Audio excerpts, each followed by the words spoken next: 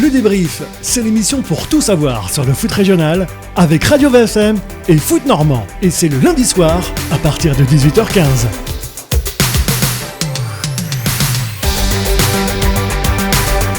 Le débrief de Radio VFM et Foot Normand, deuxième partie consacrée au Havre Athletic Club. Bienvenue si vous nous rejoignez.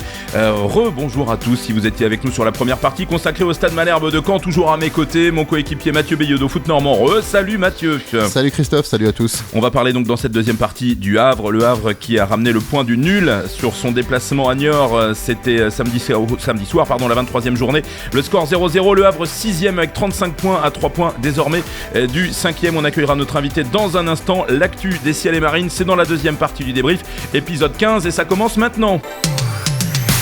Le débrief, c'est l'émission pour tout savoir sur le foot régional avec Radio VFM et Foot Normand. Et c'est le lundi soir à partir de 18h15.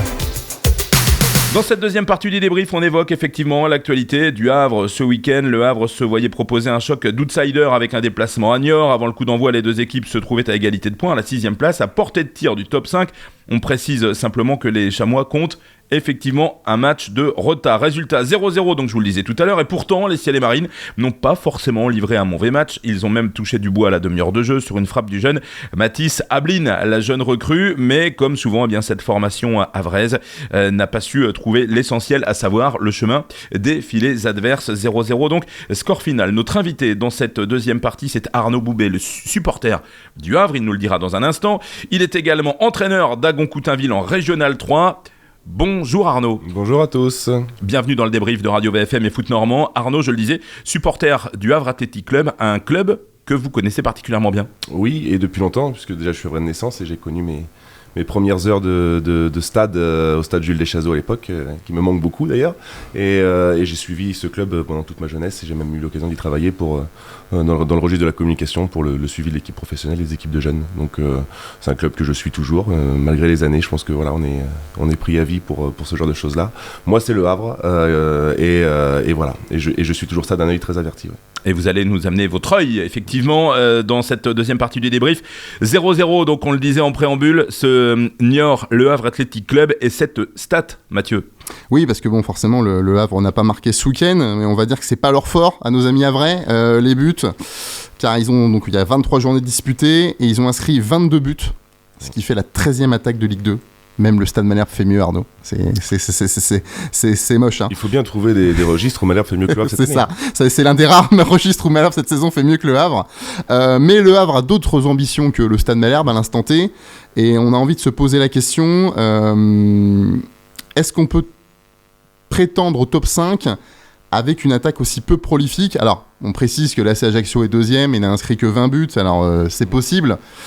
Mais on a l'impression quand même que pour ce hack, il va quand même falloir accélérer au niveau des buts parce que sinon ça va être compliqué. Qu'est-ce que tu en penses, Arnaud ? C'est extrêmement difficile et ça se ressent de match en match et le nombre de matchs où le Havre a marqué plus de 2 buts doivent se compter sur les doigts d'une demi-main, et mécaniquement c'est ce qui a priori pourra jouer des mauvais tours quand tu feras faire les comptes. Le plus affolant c'est de se dire que le Havre est toujours en course malgré des statistiques qui sont comme celle-ci, donc ça va peut-être se régler avec l'arrivée du jeune Ablin. Je pense que c'est quand même difficile de lui mettre toute la responsabilité sur les épaules quand on a 18 ans et qu'on vient en prêt comme ça, donc il faut être patient encore et toujours, et tant qu'on sera dans la course, il y aura toujours matière à espérer, mais c'est vrai que c'est un problème de taille. En tant que supporter du HAC, on y croit ce top 5, Christophe le rappelait, hein. Aujourd'hui il n'y a que 3 points d'écart avec Auxerre qui est 5e, Auxerre qui tourne pas non plus hyper fort en ce moment, c'est 2 points sur 9 sur les 3 derniers matchs avec toutefois un gros calendrier. Est-ce qu'on y croit Oui, plus que jamais, ça fait quand même plus de 10 ans qu'on est dans des situations en championnat de Ligue 2 relativement difficiles, et que cette année d'être au-delà de la mi-saison encore à 3 points de ces playoffs, ça donne de l'espoir. Maintenant, je pense qu'il faut être lucide aussi, c'est que c'est ce championnat, et donc du coup c'est ces 7 premières places qui sont extrêmement serrées, qui donnent encore de l'espoir au Havre, et on sait que ça va jouer sur une petite série, je pense, entre mars et avril. L'équipe qui réussira à gagner 3 ou 4 matchs de suite se positionnera, je pense, pour accéder aux playoffs. Donc l'idée c'est de rester à portée de fusil, on va dire autour des moins de 2 victoires, on va dire 6 points, moins de 6 points. Ouais, parce que c'est vrai que je me permets, messieurs, on a le sentiment que cette équipe elle est inconstante, on a le sentiment qu'elle a du mal à marquer des buts, mais on a quand même tendance à oublier qu'elle est quand même bien dans la course au play-off. Ben oui, mais c'est ça qui est hyper paradoxal. Après, il y a quand même énormément de points forts dans cette équipe-là. Je trouve que notamment l'apport de Paul Le Guen, l'assise défensive qu'il a mise en place et qui permet aussi au Havre d'être parmi les meilleures défenses du championnat, lui donne des résultats, très peu de victoires et des séries en cours qui sont quand même assez inquiétantes, notamment à domicile. Que je crois que c'est 4 matchs sans victoire à domicile ou 5 matchs de suite sans victoire à domicile. Ouais, la dernière elle remonte à loin, elle remonte en 2021, voilà, ça c'est sûr. 3 nuls de suite, 4 matchs sans victoire. Donc c'est quand même assez étonnant de se dire qu'avec toutes ces statistiques défavorables, là se retrouve toujours dans la lutte. Mais tant que ce sera le cas, effectivement, les supporters espéreront et ça se jouera à pas grand-chose. Voilà, donc on précise pour rebondir sur tes propos, Arnaud, donc c'est effectivement le Havre, c'est la 2e meilleure défense de Ligue 2.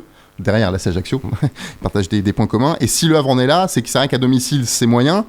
Par contre, à l'extérieur, c'est énorme, parce qu'il y a une défaite en championnat à l'extérieur, que c'est l'un des meilleurs parcours. Voilà, encore une fois. Des résultats probants, une victoire à Auxerre, un nul au Paris FC. Voilà, donc des très très bons résultats. Voilà, même Niort, on rappelle que Niort, même si c'est pas le nom le plus clinquant de la Ligue 2, c'est à égalité de points, donc on le rappelle encore une fois, avec le Havre, avec un match de moins. Donc faire 0-0 là-bas, en soi, c'est pas un mauvais résultat non plus comptable. Le problème du HAC, c'est qu'il faut enchaîner au stade Océane, et par exemple il faut enchaîner sur le prochain match à domicile qui aura lieu dans une semaine, lundi, avec la réception de Bastia. C'est ces matchs-là qui doivent permettre de faire basculer le HAC dans la bonne partie du classement. Ouais, la différence aussi dans l'approche des matchs, et pour en avoir vu quelques-uns aussi bien à domicile qu'à l'extérieur, c'est que le Havre est une équipe joueuse, et on a régulièrement des adversaires regroupés qui viennent à Océane, et trouver des décalages, réussir avec nos difficultés offensives à trouver des solutions pour marquer sont difficiles. Par contre, à l'extérieur, c'est peut-être des adversaires qui sont plus dans le profil qui peuvent plaire au Havre, puisque ça se découvre un petit peu plus, et le Havre a la possibilité de mettre son jeu en place avec un peu plus d'espace. Donc je pense que c'est aussi ça qui met en lumière la grosse différence de résultats à domicile et à l'extérieur. On parlait un petit peu justement du profil de cette équipe havraise. Donc du coup, on a l'impression qu'il manque un peu de qualité de vent en fait pour basculer. Est-ce que tu partages ce point de vue malgré, on rappelle, il y a Jamal Thierry qui est blessé depuis la mi-octobre. Paul Le Guen a annoncé que possiblement il reviendrait pour le prochain match. Il y a Papi Nouba qui l'a fait un peu à l'envers au Havre en partant disputer la CAN sans prévenir qu'il avait des origines mauritaniennes, lui le natif du Sénégal. Ils ont recruté le petit Ablin. On reviendra sur le Kabou Taïb un petit peu plus tard.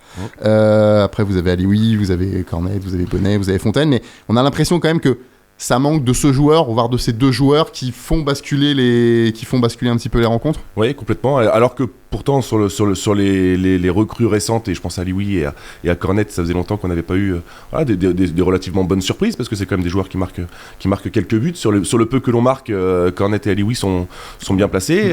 Boutaïb, avant de partir, avait réussi aussi à trouver un peu plus régulièrement le chemin des filets. Donc il manque de la qualité, c'est évident, et on voit que très régulièrement les équipes qui montent ou qui se positionnent pour monter sont portées par un buteur et par un joueur qui est capable de marquer 15-20 buts dans une saison. Et depuis Kadewere au Havre, c'est vrai que si notre meilleur buteur arrive à 5 ou 6 buts à la fin de l'année, voilà, et je pense que ça explique aussi en partie les difficultés. C'est que c'est un effectif qui est restreint en nombre, c'est un effectif qui est globalement de qualité, qui est relativement jeune aussi dans la globalité, mais il manque peut-être ces deux joueurs. Je pense à des clubs comme Auxerre qui peuvent jouer avec Autré.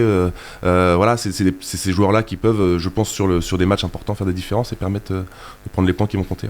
On va prendre un petit peu de hauteur, Arnaud, et analyser peut-être de manière un petit peu plus générale le fonctionnement du Havre aujourd'hui, de la hauteur et du recul aussi, parce qu'évidemment ce club, vous le suivez depuis plusieurs années maintenant. C'est quoi votre regard général sur le Havre Athletic Club depuis notamment la prise de fonction de Vincent Volpe? On rappelle qu'il a succédé à Jean-Pierre Louvel en 2015, cela va bientôt faire 7 ans qu'il est aux commandes du club Ciel et Marine. On rappelle qu'à sa prise de fonction, il avait fixé quand même quelques objectifs: la remontée du club en Ligue 1, le stabiliser dans l'élite du football français, développer la section féminine, ce qu'il a à ce niveau-là plutôt bien réussi. D'une manière générale, c'est quoi votre regard là-dessus? Mais c'est que c'est une présidence qui est vraiment dans la continuité de celle déjà de Jean-Pierre Louvel. C'est que c'est un club qui est sain, et que c'est un club qui vit pas au-dessus de ses moyens. Donc ça, c'est parler les temps qui courent, je pense que c'est bien de le souligner et de s'en satisfaire, même s'il y a de la frustration et les supporters havrais me contrediront pas, c'est que c'est quand même relativement morose depuis 10 ans, sportivement parlant. Il y a quand même peu d'envolées et de réels espoirs. Par contre, la chose sur laquelle on peut vraiment se satisfaire, c'est que c'est un club qui est sain financièrement, c'est un club qui est formateur et qui se donne les moyens de faire jouer ses jeunes en équipe première d'année en année, avec des déceptions sur des fins de contrat et des joueurs qui partent vers d'autres horizons parce que c'est la logique du foot actuel. Mais les difficultés sportives doivent pas non plus nous rendre totalement aveugles sur ce côté sain, sur ce côté structuré, sur ce côté ambitieux sur le fond, mais peut-être pas sur la forme, par de l'investissement et par un recrutement, et on l'a vu encore sur ce mercato hivernal particulièrement frileux, à l'image des clubs de Ligue 2, qui traduit une difficulté économique du moment que tout le monde connaît, que tout le monde comprend.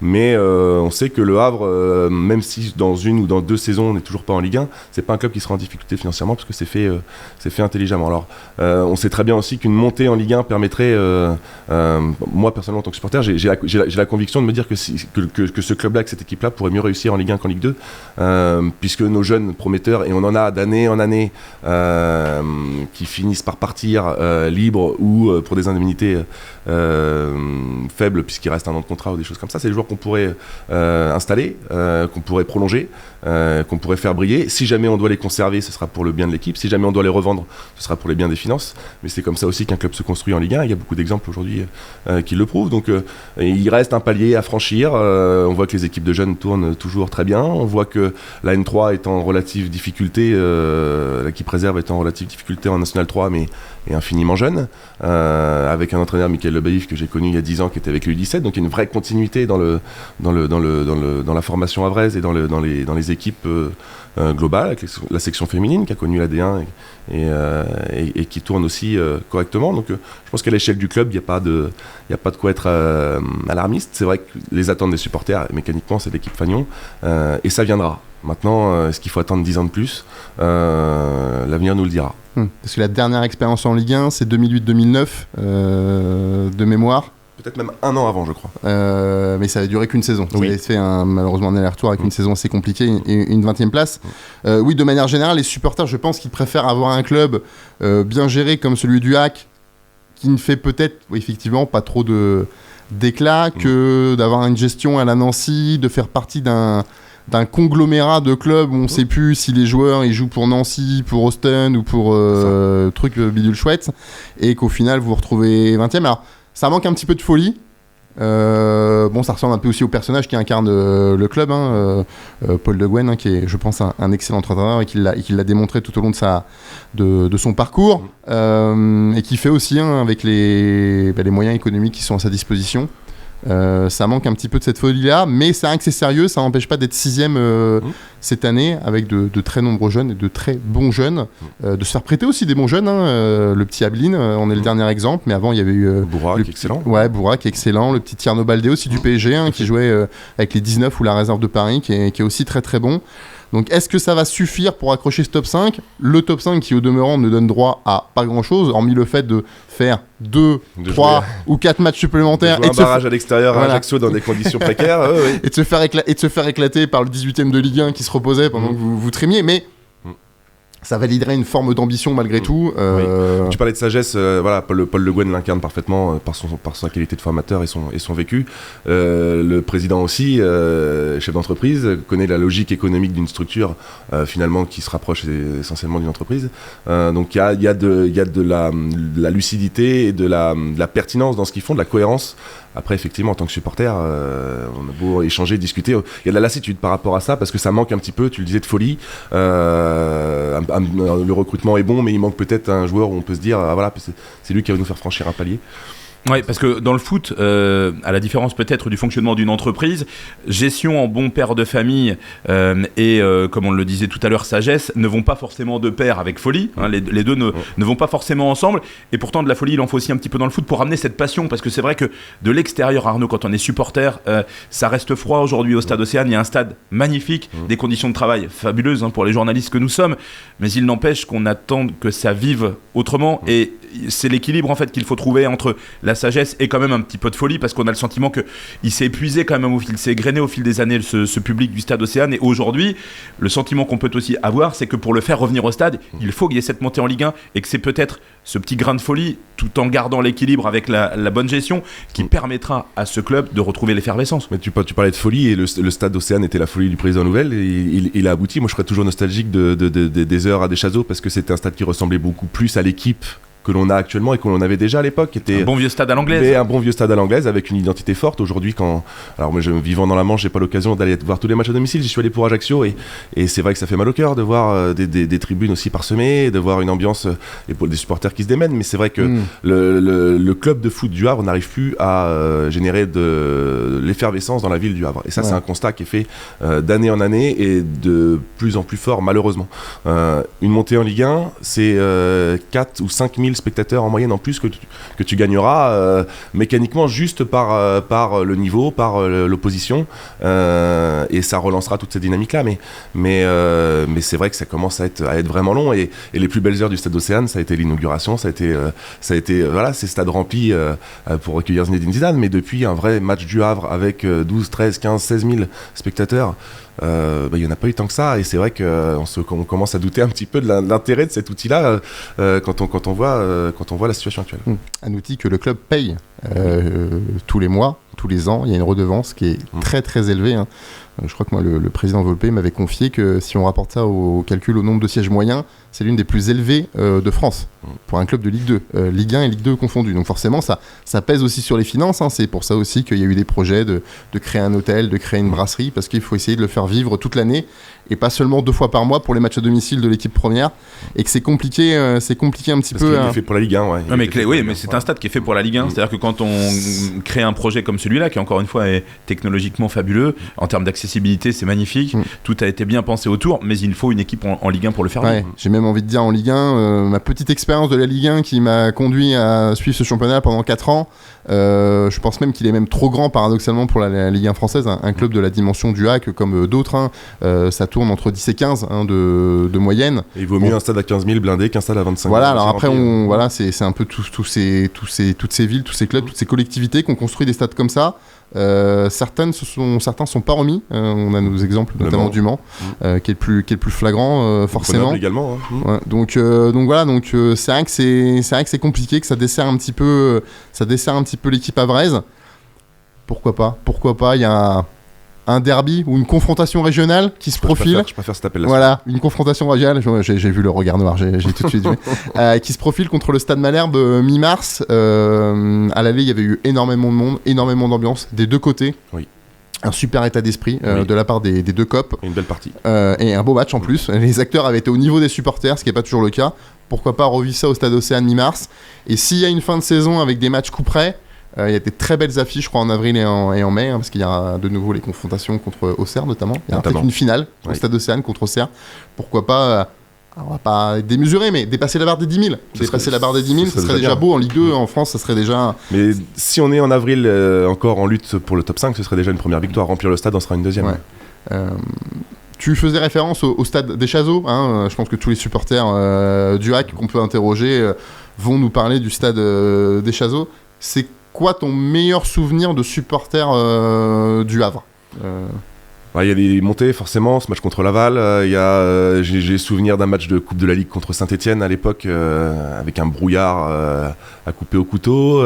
Il y a des joueurs aussi, il y a des moments, il y a des matchs forcément en tant que supporter, mais il y a des joueurs qui m'ont marqué, qu'on a vu se révéler à Deschazos. Je pense à Lassana Diarra, c'est d'une gentillesse absolue et qui a connu une carrière riche ensuite. Guillaume O'Haraud, qui a tout connu, lui pour le coup au Havre. Moi j'ai des souvenirs d'un match de Guillaume O'Haraud au stade Deschazos à se faire insulter avant de devenir le chouchou du public quelques saisons plus tard après son retour de prêt. Donc c'est plus des petites histoires comme celle-ci qui font que des matchs à Deschazos, c'est difficile d'en relever qu'un seul, et des joueurs aussi, mais c'est vrai que c'est toute ma jeunesse, mon adolescence et mes premières années de travail dans des ambiances autres que celles qu'on connaît actuellement. L'époque Jean-François Domergue, Alain Caveglia, on s'en souvient, qui jouait dans la même même équipe que les petits jeunes qui arrivaient, Anthony Le Tallec, Florent Sinama Pongol, Exactement. William Moquet, les jeunes de la Cave Verte. Voilà, Cyril Guyot, que j'ai aujourd'hui la chance de connaître comme éducateur, qui est devenu un ami, qui a eu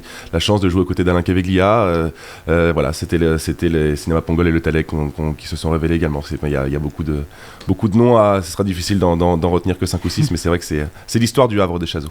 Eh bien, la suite, elle va s'écrire lundi, dans une semaine, pour les Ciels et Marines, puisqu'il faudra attendre le lundi soir à 20h45 pour voir le Havre Athletic Club recevoir le Sporting Club de Bastia, match décalé de la 24e journée. Ça marquera d'ailleurs le retour à Océane d'un certain Zachary Boucher, qui évolue désormais à Bastia. Exactement, ça sera l'occasion de retrouver Zachary, avec qui j'avais aussi beaucoup de bons souvenirs. Voilà, un vrai plaisir. Et l'avant-match évidemment, et ça sera à suivre via les réseaux sociaux de Foot Normand. Merci Arnaud d'avoir été l'invité de la deuxième partie. Avec Vous plaisir. restez avec nous évidemment, la troisième partie elle sera consacrée au foot régional. C'était la deuxième partie du débrief consacrée au Havre Athletic Club. Retrouvez toute l'actualité du foot régional, le débrief avec Radio VSM et Foot Normand.